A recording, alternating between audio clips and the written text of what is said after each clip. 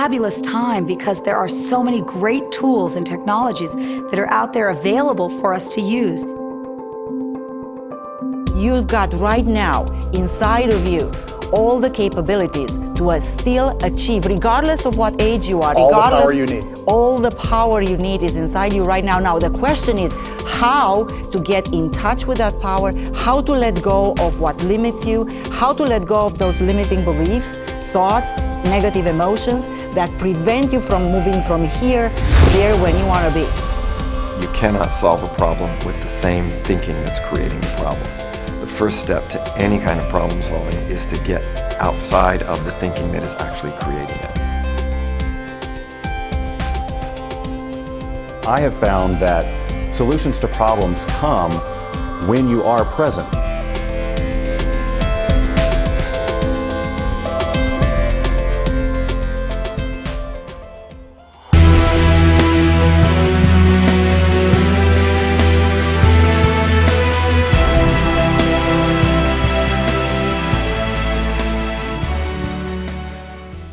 One of the first things that you do when fears and limiting beliefs come up is to become aware of it. Without any conscious awareness, nothing can shift.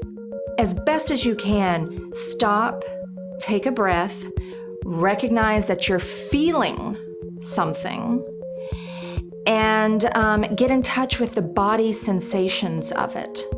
Get your feet on the floor, recognize where the anger or whatever the emotion is. Is it in your stomach? Is it in your neck? Is it in your face? Is it in your mouth? And just by stopping to observe it, it'll start to dissipate. It will start to change, and some movement, some breathing room will automatically happen. And that is done when you are an observer of your life, when you're a witness. Being an observer is a very powerful position to be in for your life, because it takes you out of just reacting to things. Most of us are on automatic pilot. We just go through our days having these same recurring thoughts by habit. The first thing that we've got to do is to become aware, to become conscious, to become present in the moment to what our thoughts are. If you don't become present in the moment to what's going on, you have no hope of changing for the future. So one of the most important things we can cultivate is this sense of self-observation, learning to step back and have kind of a compassionate, detached view of the self. From that place, then we can apply our tools. To take the time to also be conscious that I am conscious. Be conscious of the I. As soon as I do that, then the moment starts to change. To get still, to get quiet, to move into a place of serenity and actually listen. Each and every moment holds infinite possibilities when you choose to be in that moment. Most people today are somewhere that they aren't. I would say that most people's source of stress is the distance between where they are and where they're trying to be or where they're caught up in. We become stuck in our story about who we are, and we start to even forget we're really alive. Once we begin to pay attention to the moment, then we can reverse that process. You start to wake up and you come to life. There are many ways that you can practice present time consciousness, living in the moment. One, very simply, is the breath. The mixture and the dance of the breath and movement brings a person into the moment, being aware of their body. So the further we travel into the future with attachment, with fear, the further we travel into the past with regret or doubt, the more we rob our vitality and energy in the moment. The only place where energy exists is now.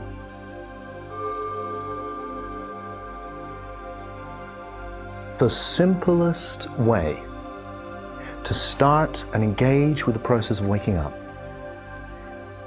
is to simply become aware of the mystery of this moment.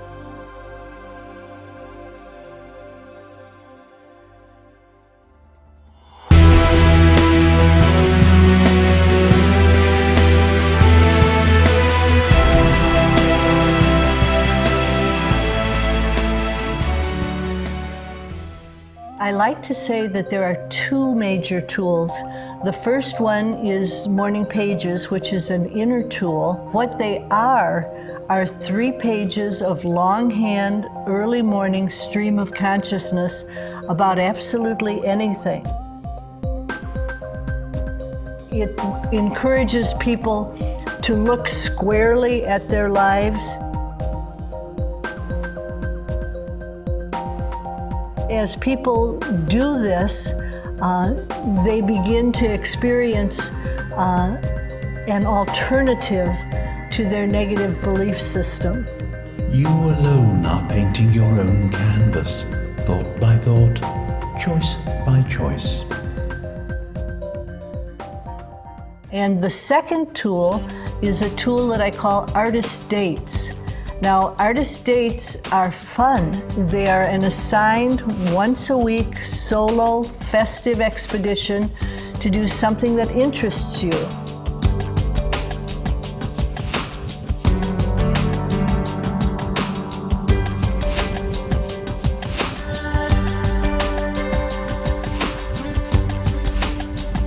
I believe that when people pursue their creativity, they are in effect pursuing a spiritual path. They begin to have more intuition. They begin to have more coincidence.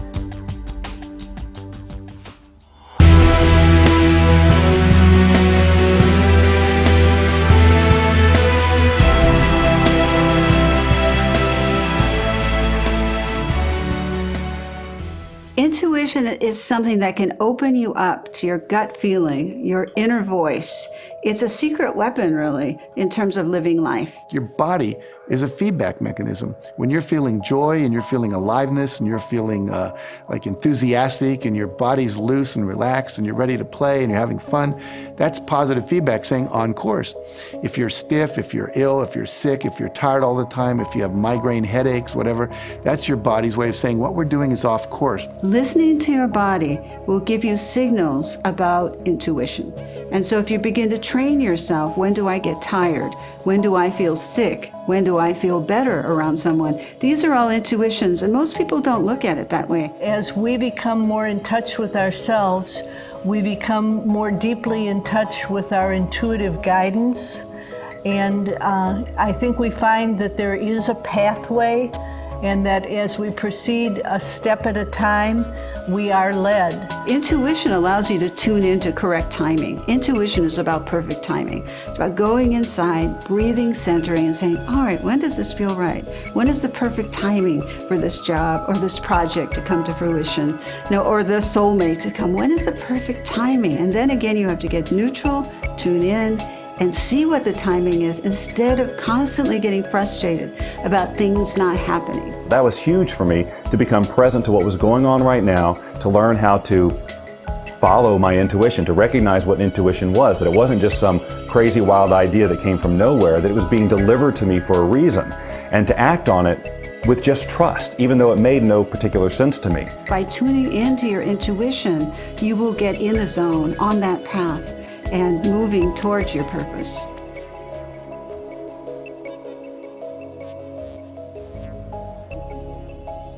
The most important question you'll ever ask is whether the universe is a friendly place. One of the most important things I think people can have in life to support their life is a belief that this is a friendly universe. I begin to assume that the world is conspiring to my good. It's all happening to take me to my dreams. It's all happening to help me evolve. It's all happening to help me be more aware that it's actually all good. If I know that the universe is always out to support me, I will look for the lesson and the gift in every circumstance. As people work with their creativity, they begin to experience the universe as a much friendlier place.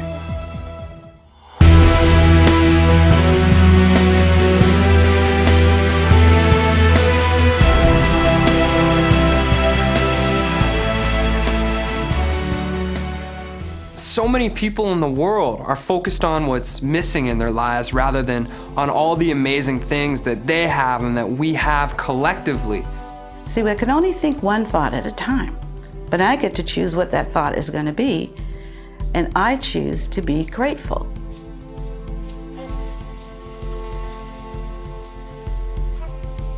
One of the quickest ways to truly manifest everything you want in your life, and it seems so simple, but it's just to simply be grateful for everything that you do have. And I'm talking about the little things, not all the obvious things, but just a feeling of gratitude. Because from a law of attraction point of view, if you're in a feeling state of gratitude, you're attracting more things to be grateful for. The energy of appreciation is one of the most powerful vibrations, one of the most magnetic vibrations that you can engage in. And so the more you are grateful, the more you can attract the things that you want into your life. And it's just going to flow naturally. So be grateful.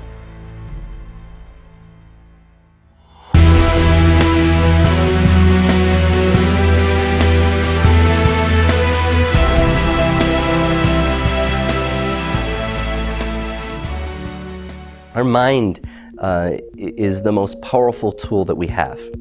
And it only works when it's open. It's just like a parachute. It's like if the parachute's open, it works. Our mind's the same way. For me, the connection between being in the now and creating what I want for my life has a lot to do with acceptance. Accepting myself for who and what I am right now. The importance of acceptance is this. We have to allow other people to be the way they are, and we have to allow ourselves and accept the way we are. Whenever I'm in judgment of another person, of a group of people, of myself, of a building I'm in, whatever it might be, judgment is not in alignment with the essence of who I am. It takes me out of alignment with Source. The trick is to learn to be able to notice things without putting any tags on them. Because the thing that stops you being successful are truly the negative judgments. What you resist persists. So often we want to fight or resist our negative thoughts.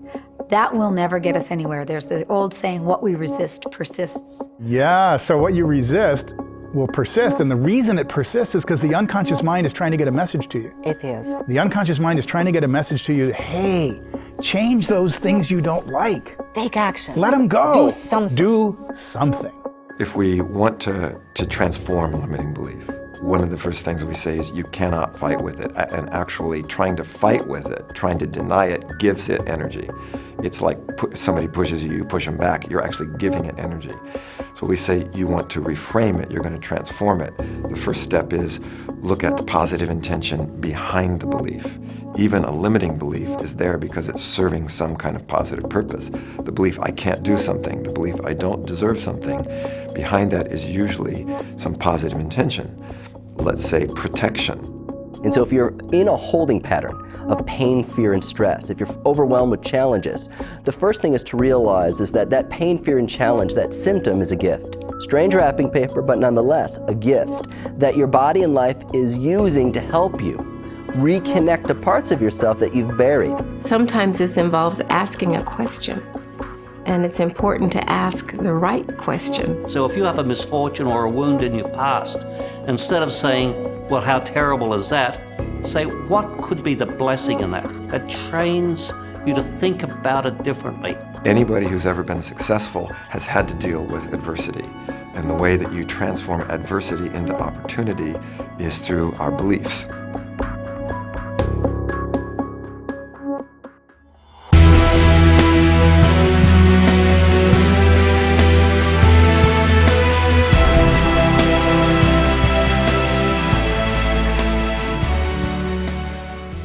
NLP stands for Neuro-Linguistic Programming, which is a sophisticated name for something pretty simple, which is about how your brain, the neuro, how your mind works, how that's affected by your language, that's linguistic, and how those two things determine your behavior. The best way of saying what NLP is it's the study of excellence. Study of excellence. It's how do you become excellent by finding out how other people who are excellent perform those excellent behaviors.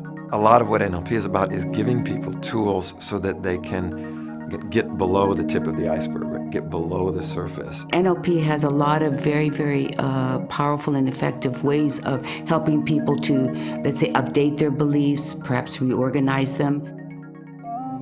NLP says that, again, our behaviors are determined in a way by these neuro-linguistic programs. So part of what the whole purpose of NLP is about is to give people more choices about their own programming, in a sense, to be able to program themselves. But think of it, how many choices you make on a daily every basis. day, from moment to moment.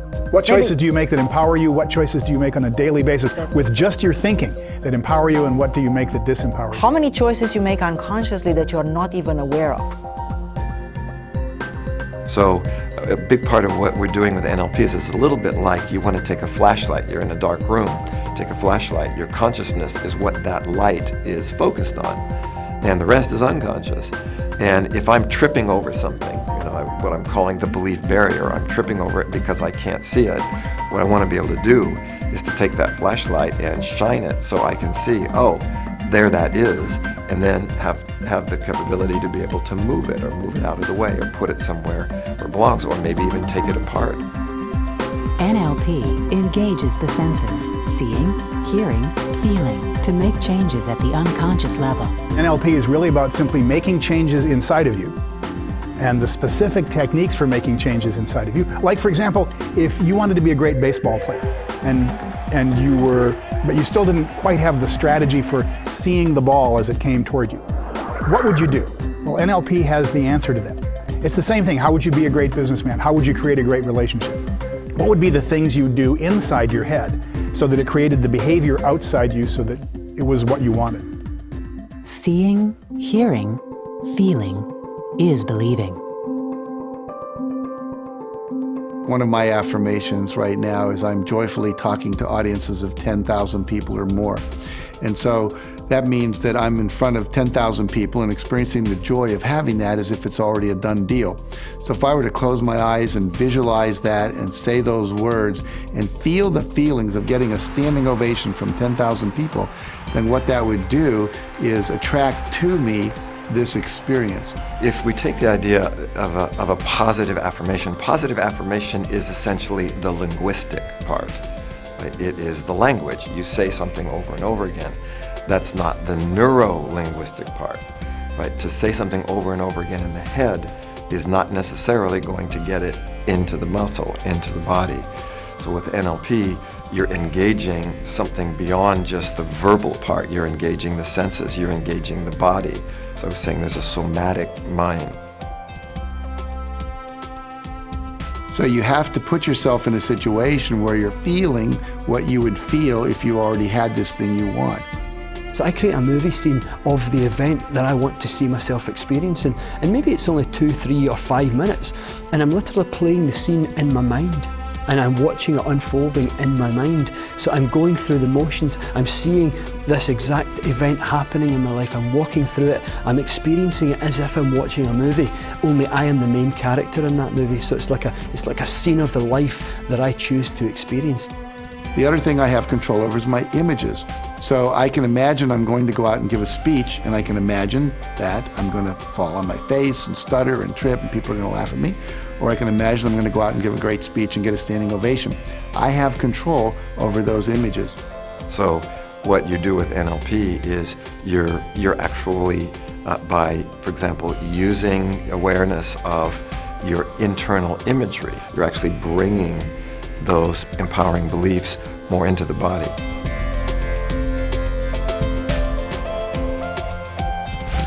I think sometimes we can have fears, and you imagine the thing that you want and you feel afraid, what if it doesn't happen? Or you feel fear like, surely this can't happen for me.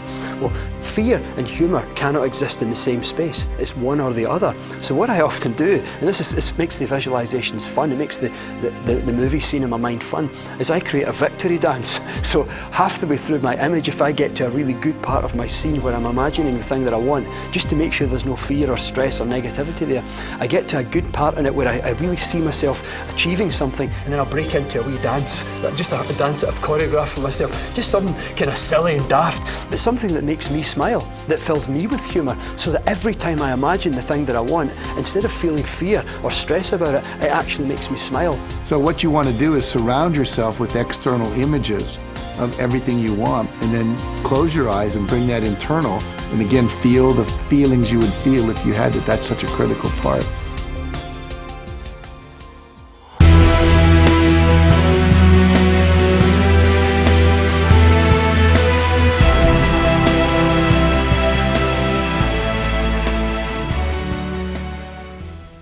Imagine this for a moment, that you have inside of you a time machine that allows you to go back and revisit stuff in the past, and allows you to go out in the future and to create those things that you want in your future. And you do, because you know the difference between today, yesterday, 2 weeks ago, 2 years ago, or 20 years ago.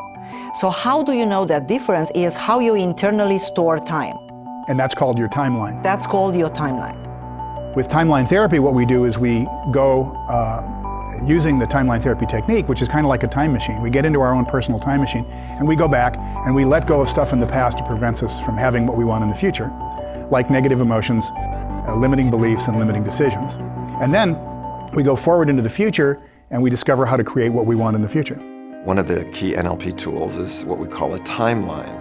I get a sense of where is my future? Is it there? Is it there? Is it there? Very often for people, their future has a certain location in front of them. And then begin to create the mental imagery, not just the words, but what is it going to look like? What is it going to sound like? What is it going to feel like if I am manifesting that belief? Timeline therapy allows you to go back to the root cause of a problem and heal an issue which is blocking you. Once we've discovered where the timeline is, if we're wanting to assist a person to let go of a negative belief about not being able to make enough money, for example, we'd simply have him float above the timeline and go back in the past before that belief occurred.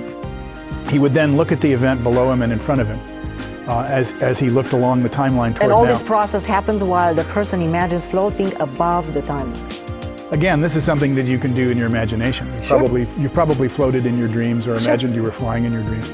And the process is simply the same. So we float above the timeline, we go back in the past before the event occurred, and we notice it disappears. Releasing issues from the past with timeline therapy allows you to change limiting beliefs in the present. This is really interesting. I had one guy from Canada, and he had $50 to his name, and 2 years later his net worth was over $2 million. Now this was a gentleman in his 60s. This was a guy in his 60s who thought he couldn't do anything. He thought before he couldn't do anything. He's a Pakistani gentleman, and today he's worth over $2 million. Now, that's not an unusual story. When you heal the past through timeline therapy, you clear a path to go forward in your timeline and set goals for your future. So once you have a goal, and you thought of it carefully, and it's specified, and it's timed, and it's perfectly tuned so that it's exactly about what you want, then if you drop that goal into the timeline, into your future timeline at an absolute specific time, then who's gonna be in charge of creating the conditions in and around you so that it attracts that goal toward you? And that's your unconscious mind. This is actually the mechanics of the law of attraction. This is the mechanics. You simply discover your future timeline, where it is. You look at what you want, you create what you want, you envision it if you make pictures in your head. If you don't, you can talk about it. If you don't, you can feel it, and then you put it right out there in your future. Putting it right out there in your future is going to cause it to happen.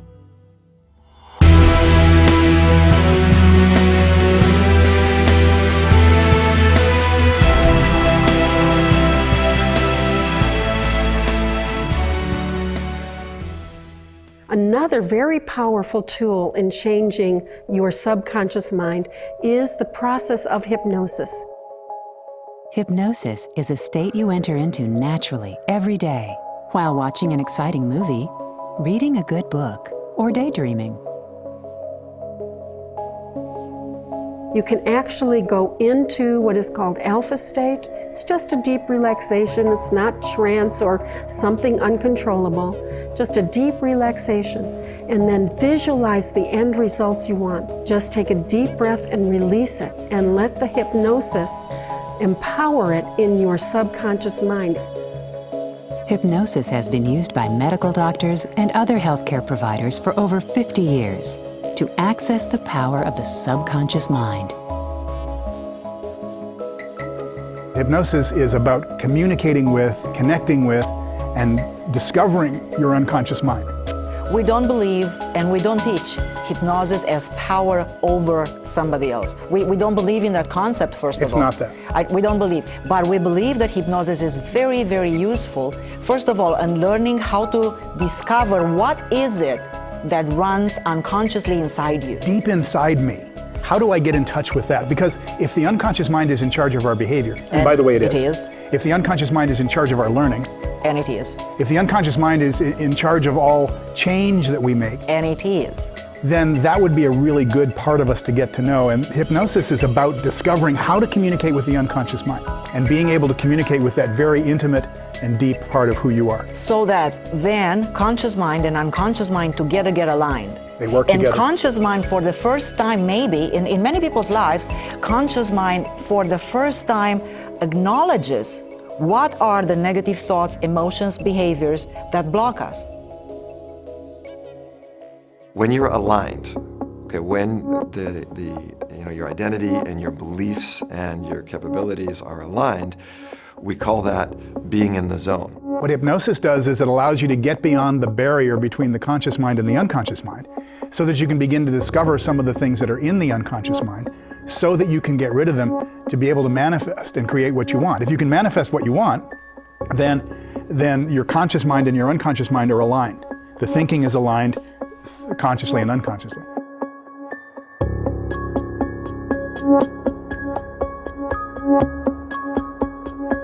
Hypnosis allows you to change subconscious programs which prevent you from having what you want.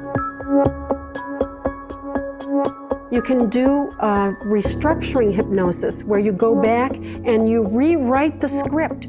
You can actually reprogram so that when you visualize yourself being criticized by someone, you can stand up and get taller and say, you know what, I don't allow that anymore. And you walk out of the picture and you take your power back. I think hypnosis and timeline therapy and NLP are really good ways of the how. How do you actually make change in yourself so that it sticks?